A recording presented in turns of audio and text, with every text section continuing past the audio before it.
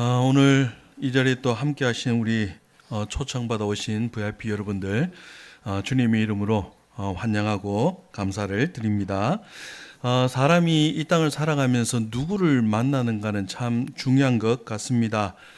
그래서 아이들에게도 좋은 친구를 사귀라 부모님들이 그렇게 말씀하지 않습니까? 저도 어릴 때 우리 부모님이 저를 향해 늘 소원했던 게 공부 잘하는 것이었던 것 같습니다. 친구를 사귀면 제일 먼저 묻는 질문이 그 친구 공부 잘하냐? 이걸 제일 먼저 물었던 것 같습니다. 그러니 내가 원하고 내가 소원하는 그런 사람들과 함께 있고 그렇게 해서 우리 인생이 좋은 쪽으로 변화되기를 원한다라는 것은 모든 부모님들 마음의 소원일 것입니다.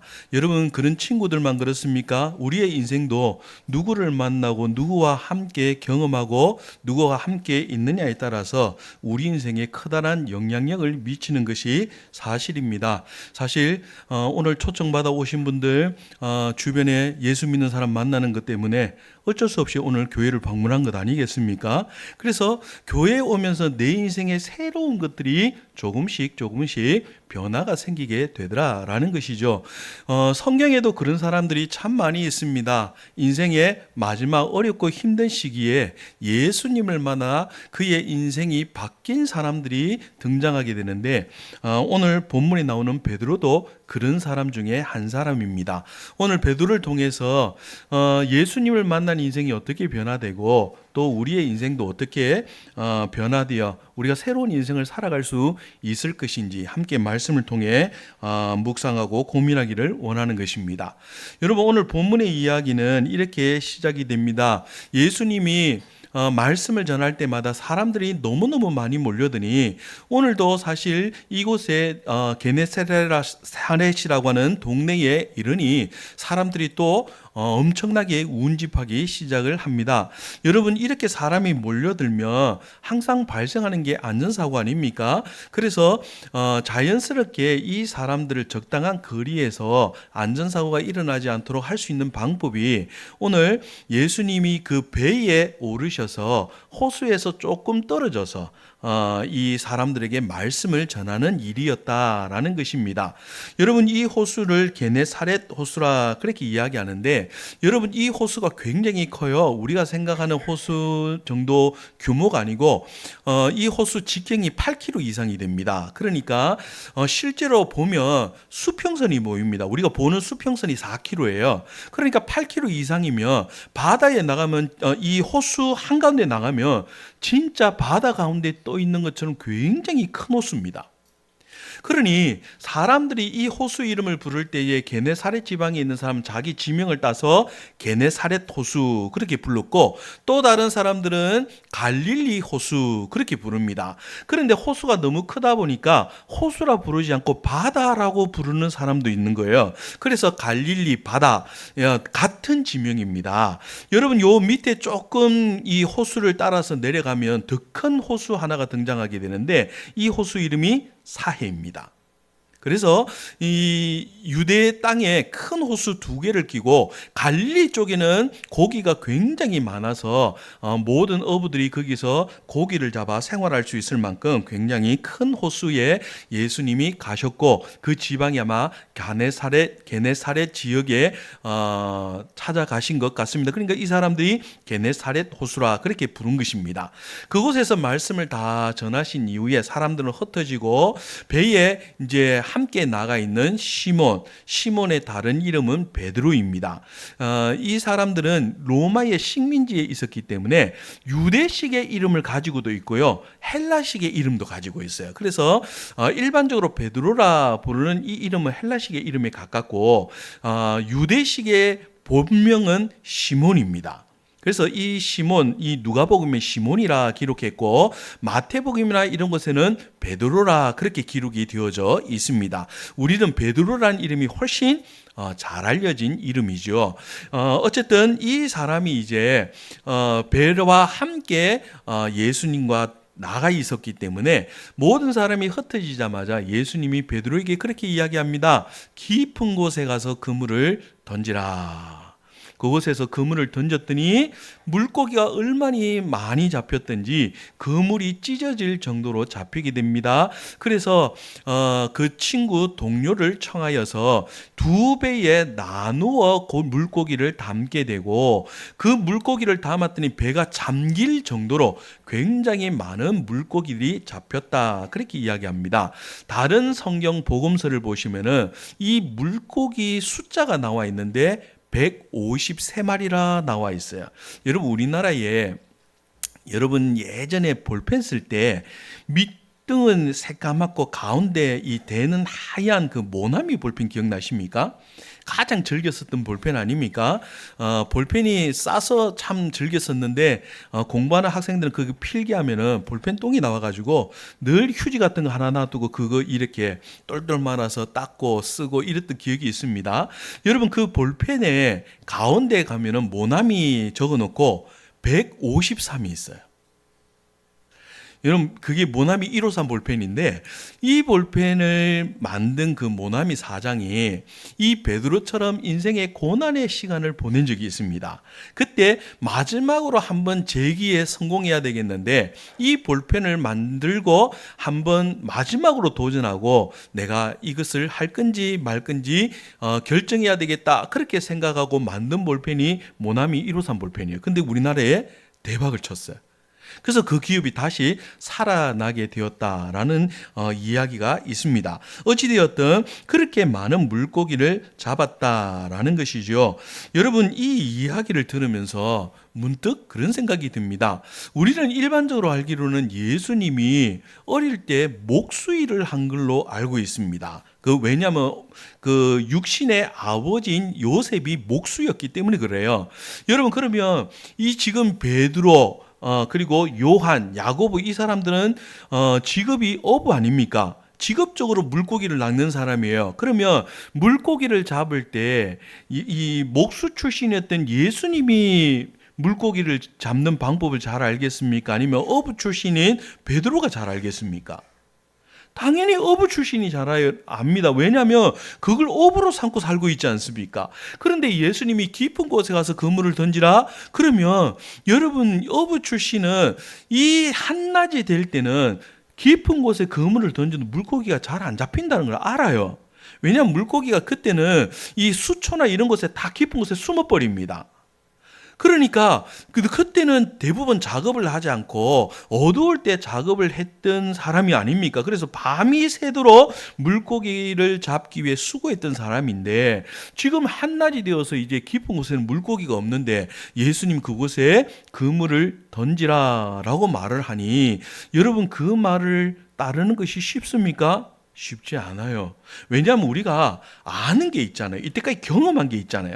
여러분, 이런 경험들 때문에 사실은 성경의 말씀을 따르는 게 쉽지 않아요. 그런데 오늘 본문에 베드로가 이렇게 이야기합니다. 5절 말씀을 보면 이렇게 이야기합니다. 시몬이 대답하여 이르되, 선생님, 우리들이 밤이 새도록 수고하였으되 잡은 것이 없지만은. 밤새도록 수고했습니다. 자기가 가지고 있는 지식, 자기가 가지고 있는 경험, 자기가 아는 모든 것을 동원하여 물고기를 잡기 위해 밤새도록 수고했습니다. 그런데 한 마리도 잡지 못했습니다.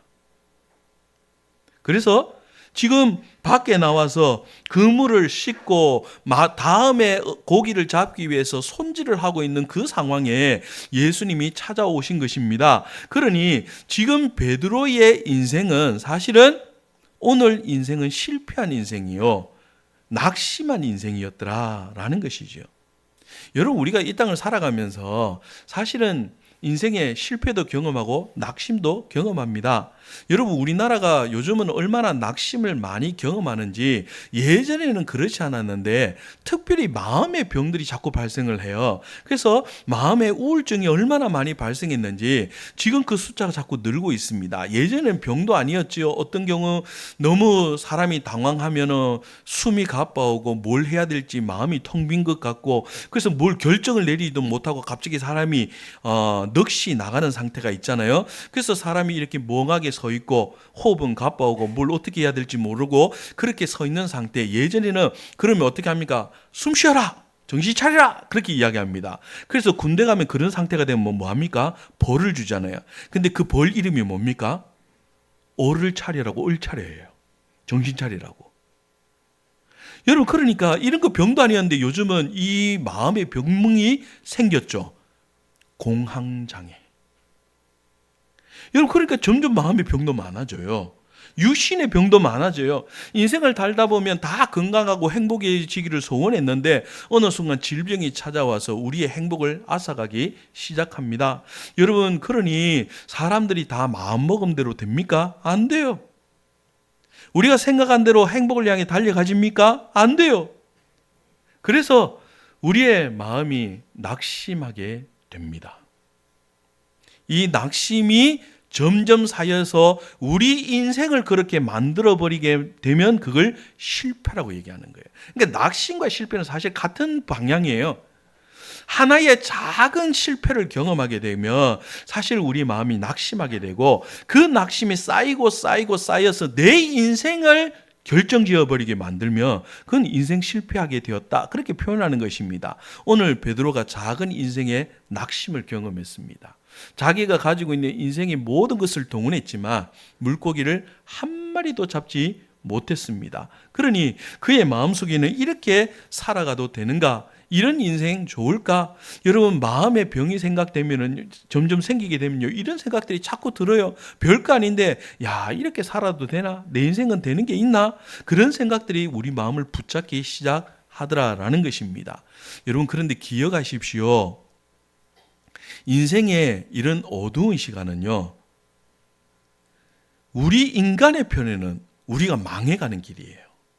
그러나 하나님 편에서는요, 우리가 하나님의 음성을 듣는 시간이에요. 하나님을 만나는 시간이에요. 우리 인생의 편에서는 이런 낙심과 실패가 자꾸 우리를 찾아오면 아, 내 인생은 망해가는구나 라고 느끼지만 하나님 편에서는 우리가 망해가는 것이 아니고 하나님을 만나야 되는 시간이라는 것을 우리에게 알려주더라라는 것입니다. 오늘 이 자리에 참석하신 우리 성도 여러분, 그리고 초청받아 오신 우리 VIP 여러분들, 여러분 인생을 살다 보면 때로는 이런 시간이 찾아오지요. 때로는 답답하고 캄캄한 시간이 찾아오지요. 사람들이 한 세월을 보내고 어르신들을 그 인생의 뒤안길을 돌아보면 기쁜 일이 생각납니까? 어렵고 힘든 일이 생각납니까? 사실 어렵고 힘든 일이 생각나요. 예전에는 분명히 기쁜 일이 있었어요. 행복한 시간이 있었어요. 근데 돌아보면 행복한 시간이 기억이 안 나요.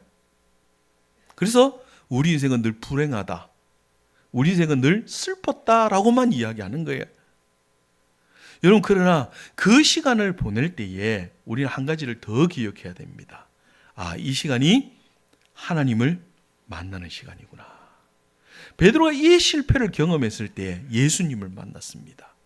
예수님을 만나서 그의 인생이 변화되는 일이 일어나기를 소원하고 예수님이 그의 인생을 바꾸기 시작하더라라는 것이죠. 여러분, 예전에 가수 중에 락의 황제라고 하는 엘비스 프레슬리 여러분 기억하십니까? 저는 어렸을 때 그 영상을 보면은요, 참 개다리 춤을 잘 췄다라는 기억이 있습니다. 근데 두 번째, 조금 커서 그분을 볼 때 느끼는 감정은 되게 느끼하다. 되게 좀 부담스러워요. 이분 보면 뭐 이렇게 쌈박하고 세련되고 뭐 이런 느낌이 별로 없고요. 되게 느끼해요. 그러면서 노래도 꽤 느끼하게 부르잖아요. 여러분, 그분이 불렀던 노래 중에 이런 노래가 있습니다. Take my hands, precious Lord. 여러분, 이 노래를 작곡한 사람은 토마스 앤드루 돌시라고 하는 사람입니다. 원래 이 사람은 그 부모님이 예수님을 잘 믿었던 사람이었어요. 그래서 어릴 때 뭐 부모님의 뭐 강압 혹은 자연스럽게 교회를 다녔는데 이 가정 자체가 또 음악하는 가정이니까 이 돌시 또는 토마스라는 이 사람이 음악 교사의 일을 감당합니다. 근데 이 사람이 좋아했던 음악은 재즈 음악이었어요. 그래서 옛날 그 술집이나 이런 클럽에 가면은 여러분들 그 재즈바라고 얘기하잖아요. 그래서 좀 어두컴컴한데 재즈 음악이 들리면서 뭐 술 한잔 나오는 그런 영화 보신 적이 있죠? 분위기를 보니까 보신 것 같지는 않은데, 여러분 어쨌든 그런 음악이 들려지고 그때 나오는 음악을 많이 연주하던 사람이 이 토마스라는 사람이에요. 그런데 어느 날 이분이 예수님을 이제 제대로 믿기 시작하면서 은혜를 받고, 많은 사람들이 당신이 노래를 잘하니까 찬양 사역을 하면 참 좋겠다. 그래서 전도 사역의 찬양 집회를 다니면서 전 미국을 다니기 시작을 합니다. 그날도 함께 전도 집회를 나가서 찬양 사역을 하는데, 찬양 사역이 끝나고 그 집회가 끝날 때쯤에 전보 한 통이 날라옵니다. 여러분 요즘은 뭐 모든 문자나 이런 게 가능하지만 옛날엔 전보에 짧은 글을 해서 급하게 보내지 않습니까? 거기에도 짧은 글귀 하나가 도착을 합니다. 아내와 뱃속의 아이가 죽었습니다. 깜짝 놀라서 자기 집이 있는 시카고로 나갑니다. 시카고에 도착했더니 병원에 있는 영안실에 있는 자기 아내를 보게 되는데, 이 아내가 죽음으로 뱃속에 있는 아이도 함께 죽게 된 거예요. 어떻게 된 이유인지를 알아봤더니 이제 출산할 때쯤 되었는데, 그 하는 중에 난산이 지속되면서 아내가 죽어버린 것입니다. 그리고 아이도 살지 못했습니다.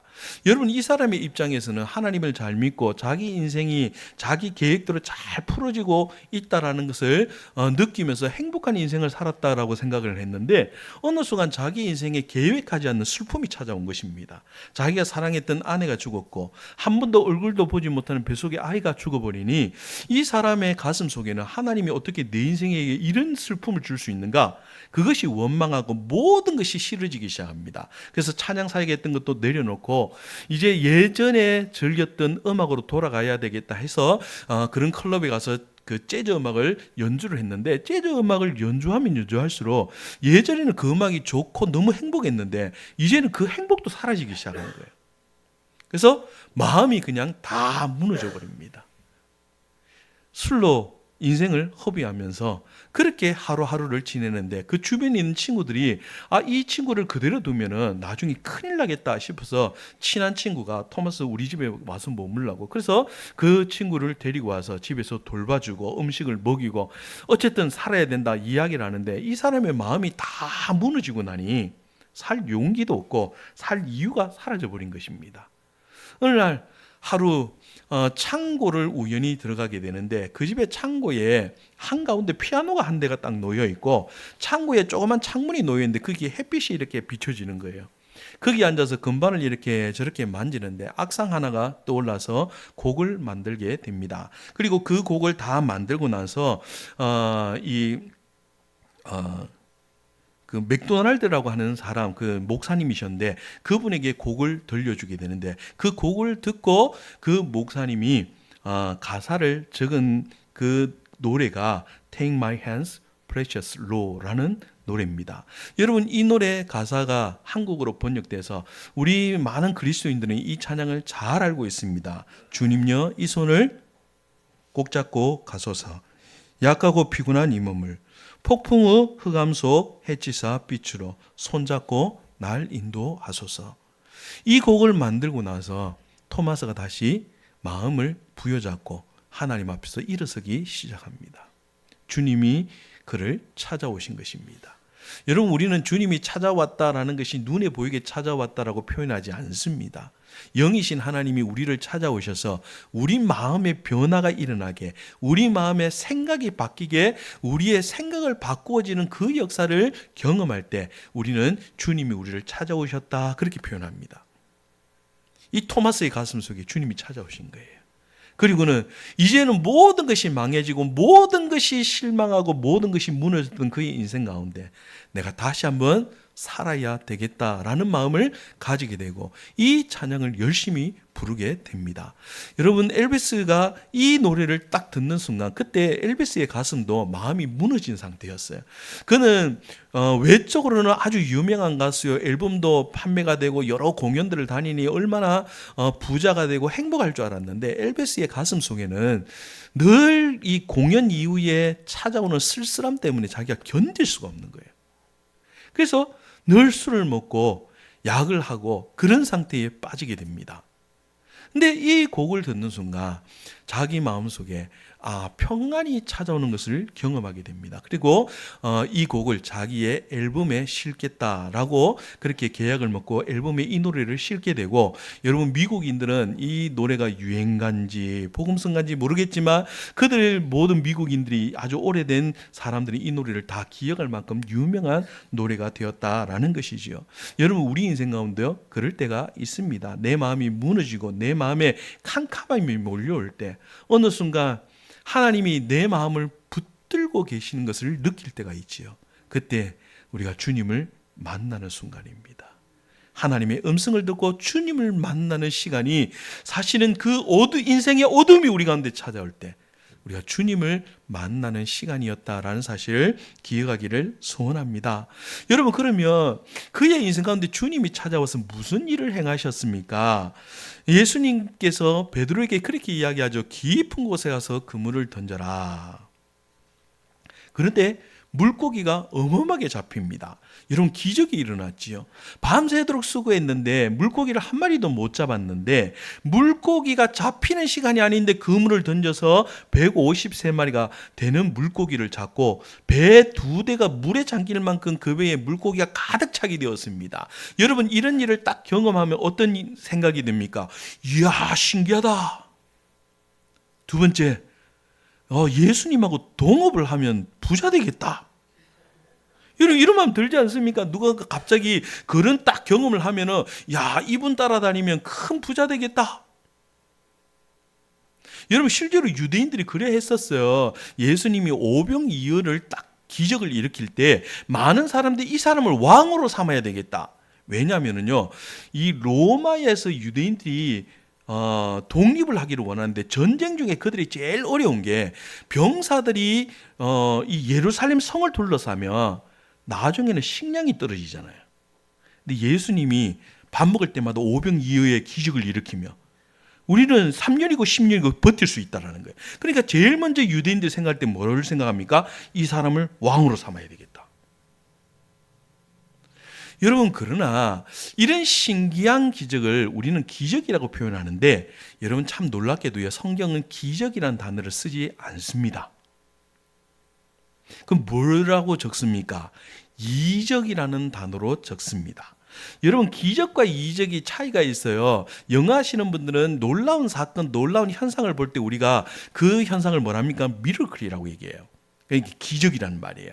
그래서 사람들이 우와 신기하다 이러는 일들이 일어납니다. 그런데 예수님은 기적을 일으킬 때 그런 이야기를 하지 않으세요. 이 신비한 기적을 통해 무엇인가 말씀하고 싶은 게 있어요. 뭔가를 보여주고 싶은 게 있다는 거예요. 그래서 그 안에는 특별한 의미가 있다라는 말로 성경은 이것을 이적이라 표현하고 영어로는 사인이라고 표현하는 거예요. 여러분 야구 보시면은요, 주자가 한 명 딱 나가면 갑자기 3루에 있는 그 코치가 막 손, 어깨, 무릎, 발 다 만지지 않잖아요.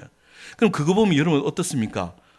저 사람 왜 저러나? 그러면 안 되고요. 저 사람이 뭘 내고 있어요? 사인을 내고 있어요. 근데 상대방은 몰라. 근데 우리 편은 알아요. 뛰어라, 말아라, 쏘겨라, 번트를 대라, 다 아는 거예요. 여러분 그것처럼 하나님이 어떤 기적을 보여줄 때 그 기적 안에는 내가 어떤 분이다라고 하는 걸 보여주고 싶은 사인이 들어가 있는 거예요. 그래서 여러분 성경에 나오는 기적은요 단순히 야 신기하네 이렇게 보는 게 아니고요, 그거를 통해 오늘 예수님이 어떤 분인지를 보여주고 있는 내용이 숨어 있어요. 여러분 물고기가 153마리나 잡혔습니다. 많은 사람들은요 여기 보면 놀랐더라 이 말은 우와 신기하다 이 표현이에요. 그런데 베드로는 이 표현을 딱 보는 순간 몇 가지 궁금증이 생기는 거예요. 야, 내가 지식과 알고 있는 경험을 다 동원해도 물고기를 오늘 밤새도록 못 잡았는데, 내 경험으로는 절대로 물고기가 안 잡혀야 되는 시간인데 물고기가 잡히네? 그러면 도대체 이분은 어떤 분이지? 어떻게 하면 이분 말대로 물고기가 있는 곳을 찾아내는가? 아니면 이분이 던질 때 물고기가 모인 건가? 도대체 천하 만물의 모든 기본적인 질서를 뛰어넘는 이분은 도대체 누구야? 라는 생각이 든 거예요. 그 생각을 하던 중에 그가 자연 만물도 순종하게 하는 분은 누군가를 고민하다가 이분이 하나님이시구나. 이 사실을 깨닫게 됩니다. 그러니까 내가 하나님 앞에 서면 나는 죄인인데 어떻게 하면 좋지? 이 마음이 순간적으로 든 거예요. 그래서 베드로가 이렇게 고백합니다. 8절. 시몬 베드로가 이를 보고 예수의 무릎 아래 엎드려 이르되 주여 나를 떠나소서 나는 죄인이로소이다. 사랑하는 성도 여러분, 이 자리에 참석하는 우리 VIP 여러분, 인생이 거룩한 하나님을 만나면 우리가 어떤 사람인지 어떤 존재인지를 깨닫게 됩니다. 비슷할 때는 우리가 잘 몰라요. 그런데 놀라운 비교군이 있으면 내가 어떤 존재인지를 알아요. 여러분, 공부 잘하는 학생들끼리 모이면은요, 자기가 공부 잘하는지를 몰라요. 근데 꼴등하고 비교를 하면은 탁월하게 잘해요. 여러분, 무엇과 비교하느냐에 따라서 그 사람이 어떤 존재인지를 명확하게 보게 되는데, 우리는 어떤 존재인지를 명확하게 보려면은 우리를 만든 진짜 샘플을 봐야 돼요. 여러분, 우리 인생은요, 하나님의 형상으로 만들어졌어요. 그러므로 하나님을 볼 때 우리가 어떤 존재를 명확하게 압니다. 그런데 하나님 앞에 서니 우리는 죄로 말미암아 얼룩져서 하나님 앞에 설 수 없는 존재라는 사실입니다. 여러분, 모든 사람이 행복하기를 원하지만 여러분, 그 행복 찾아가셨습니까? 많은 청년들이 결혼하려고 찾아옵니다. 찾아오면 저는 그 청년들에게 딱 하나 질문합니다. 왜 결혼하려고 하는데? 제가 이 질문을 제일 먼저 해요. 그럼 청년들이 한결같이 이야기합니다. 행복하려고요. 여러분, 왜 결혼하셨습니까? 여러분도 행복하려고 결혼하셨죠? 근데 다시 질문할게요. 행복하십니까? 예전에 기억납니다. 어느 마을에 이 뒤에서 이렇게 단어를 불면 그 한쪽에서 설명을 하고 맞추는 게임이 있잖아요. 어느 노 부부가 있는데 뒤에서 그 답이 천생연분이에요. 그래서 그 할머니가 막 설명합니다. 우리 같은 부부 이러니까 그 할아버지가 뭐라 합니까? 왼수! 아니, 내 자로! 팽생왼수! 이렇게 얘기했다는 거 아닙니까? 그게 TV로 그대로 방영이 됐어요. 여러분, 그것처럼 행복하려고 하는데 모든 사람이 행복하며 사는가? 그럼 행복하지 못할 땐 이유가 있을 거 아니에요. 그 이유가 무엇입니까? 그것이 우리가 죄 때문에 인생이 진짜 행복하게 걸어가야 되는 길을 모른다라는 거예요. 알 수가 없는 거예요. 그러므로 우리가 진짜 행복하려면, 진짜 인생의 길이 무엇인지를 알려면 우리를 창조한 하나님을 알아야 된다라는 것입니다. 시골 어느 미국의 마을에 긴 도로에 차 한 대가 멈추어 섰습니다. 차 한 대가 아주 고급 승용차 한 대가 멈추어 섰는데 고장이 나니 젊은 청년이 나와서 본네트를 열고 그 길을 이렇게 저렇게 살피는데 고치지를 못합니다. 그래서 너무 화가 나서 그냥 그 가로수에 앉아서 그늘에 한참 쉬고 있습니다. 근데 이 모습을 보고 있는 한 차가 그 고장난 차 앞에 멈추더니 웬 노신사 한 명이 내립니다. 그리고는 무슨 일이냐라고 물었더니 차가 고장나서 시동이 켜지지 않습니다 라고 이야기하죠. 노신사가 내가 한번 봐도 되겠나? 그렇게 물으니 이 젊은 청년이 너무 귀찮고 지금 덥고 이러니까 마음대로 하세요 라고 이야기를 합니다.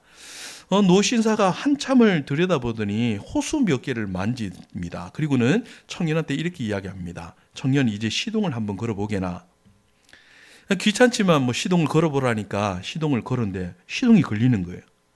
깜짝 놀라가지고 이 청년이 나와서 이렇게 합니다. 어떻게 고쳤냐고. 내가 자동차 정비하는 1급 자격증을 가진 사람인데 내가 1시간을 넘도록 봐도 이거 못 고쳤는데 어떻게 이거 호수 몇 번을 만지더니 고칩니까? 라고 이렇게 묻습니다. 그러자 노신사가 그렇게 대답합니다. 내가 이 차를 설계한 사람이라네. 여러분, 누가 잘할까요? 우리 인생은 우리가 1급 정비자, 1급 드라이버라고 생각하고 우리 인생은 우리가 잘한다고 생각합니다. 근데 여러분, 우리 인생을 가장 잘하는 분은 우리 인생을 설계하신 분이세요. 하나님이 아니고는 우리 인생을 가장 잘할 수가 없어요. 여러분, 인생을 가장 행복하게 사는 방법, 우리 나름대로 돈이 많으면 행복할 줄 알고 살았지 않습니까? 여러분, 미국의 포드 회사 사장이 어느 날 경제인들 이 조사를 했더니 미국에서 5대 부자가 된 거예요. 그래서 기자가 찾아옵니다. 포드 회사 사장한테 묻습니다. 사장님, 이만큼 돈 벌었으니까 이제 만족하십니까? 그때 그 사장님이 한마디를 합니다. 조금만 더 벌었으면 좋겠어요. 여러분, 아무리 돈을 벌어도 그게 만족이 안 돼요. 여러분, 이것을 파스칼의 팡세를 보시면은요, 파스칼이 이렇게 이야기합니다. 우리 마음에는 아주 특별한 방이 하나 있습니다. 이 방은 오직 하나님으로 채워지는 방입니다. 근데 사람들은 그 방에 다른 것으로 채우기 시작합니다. 그래서 우리 인생은 만족이 없습니다. 여러분, 우리 인생에는요, 아주 특별한 방이 하나 있어요. 우리 마음에. 그 방은 하나님으로만 채워지는 방이 있어요. 근데 거기에 돈으로 채우고 성공으로 채우고 다른 것으로 가득가득 채우다 보니 아무리 채워도 우리는 만족을 모르고 살아가는 거예요. 사랑하는 여러분, 이 자리에 참석하는 우리 VIP 여러분, 그렇습니다. 우리 인생은 무엇으로 채우느냐가 중요한데 그 인생을 채우는 유일한 분은 예수 그리스도입니다. 여러분, 그분이 우리 마음에 찾아올 때 인생의 진짜 행복을 깨닫게 되는 것입니다. 그러면 이런 인생을 경험한 사람은 어떻게 살게 됩니까? 오늘 예수님이 10절에 이렇게 말씀합니다. 10절 중반부부터 보시면 예수께서 시몬에게 이르시되 무서워하지 말라. 이제 후로는 네가 사람을 취하리라. 여러분, 베드로는 시몬은 어부였습니다. 이때까지 물고기 잡으며 사는 사람이었습니다. 근데 예수님이 살아가는 방향을 새롭게 설정해 주십니다. 이제는 먹고 살기 위해 물고기를 잡는 너의 인생이었다고 한다면 이제는 너가 사람을 취하면서 살아가는 인생이 될 것이다. 삶의 방향이 바뀌어졌습니다. 이것을 우리 기독교에서는 사명이라 이야기합니다. 모든 인생은 주님을 만날 때 인생의 방향이 바뀌어버립니다. 내가 원하고 내가 좋아했던 것이 진짜가 아닌 것을 발견하면 여러분, 그건 버려야 되는 거예요. 세상에 이런 일이라는 TV 프로그램이 있잖아요. 거기 가면 간혹 나오는 분이 있습니다. 집에 있는 걸 버리지 못해가지고 밖에 있는 걸 다 주워서 집에서 쌓아놓아요. 그런데 나중에 일반 사람들이 들어가면 거기 뭐예요? 완전 쓰레기더미예요. 쓰레기 모으는 분들이 계시는 거예요. 여러분, 우리도 그렇습니다. 인생에 가치 없는 것을 가치 있는 줄 알고 잔뜩 모았는데 어느 날 주님이 우리를 찾아오시더니 우리를 향해 뭐라 합니까? 야, 너 왜 쓰레기 모으고 사냐? 그렇게 말씀하신다며 되게 부끄러운 인생 아닙니까? 근데 주님을 만나자 우리에게 이야기합니다. 그거 다 버리고 이제 새로운 방향으로 살아라. 새로운 인생으로 살아라. 여러분, 그 방향이 무엇입니까? 첫 번째, 여러분을 향해 하나님이 주신 인생의 방향은 여러분이 진짜 행복해지기를 주님이 소원하십니다. 인생은 정말 행복하게 사는 것입니다. 그런데 행복의 길이 세상이 요구하는 그런 것이 아니라 우리 인생이 하나님을 경외하고 하나님을 믿고 따라가는 인생이 진짜 행복한 인생이요. 그 인생을 살도록 주님이 우리에게 방향을 바꾸라고 명령하고 계십니다.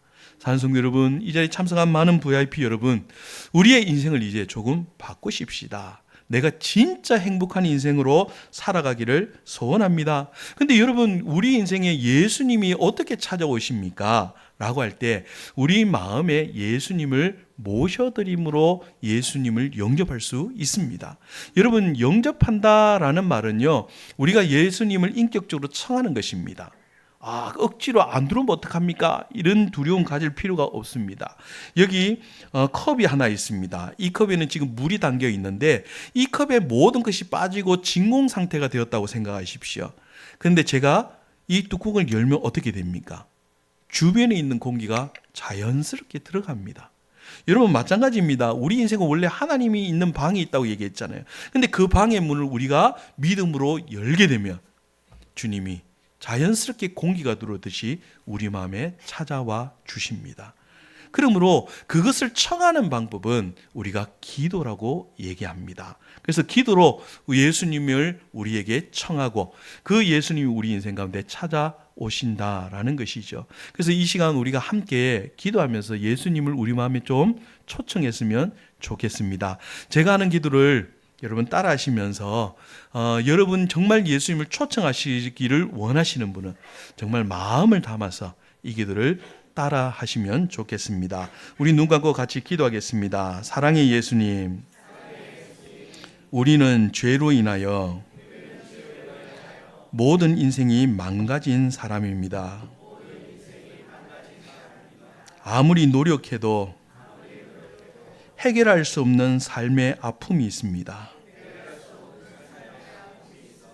이제 예수님을 내 마음에 초청하기를 원합니다. 내 마음에 들어오셔서 함께 거하여 주옵소서. 나의 망가진 삶을 회복시키시고 이 땅을 살아갈 용기와 이유를 주옵소서. 나의 모든 죄를 사하시며 나를 새롭게 하여 주옵소서. 예수님 이름으로 기도합니다. 아멘. 여러분이 진심으로 이 기도를 따라 하셨다고 한다면 예수님이 여러분의 마음에 찾아오셨습니다. 목사님 아무 느낌이 없는데요. 예, 상관없어요. 인격은 느낌이 있을 수도 있고 없을 수도 있습니다. 그러나 믿음은 우리의 믿음으로 그것을 선택할 때 하나님 우리의 믿음을 보시고 그대로 응답하시는 분이라는 사실을 기억하며 이제 그 예수님과 동행하는 삶을 살아가기를 간절히 믿음으로 소원합니다. 우리 함께 찬양하겠습니다. 찬송가 400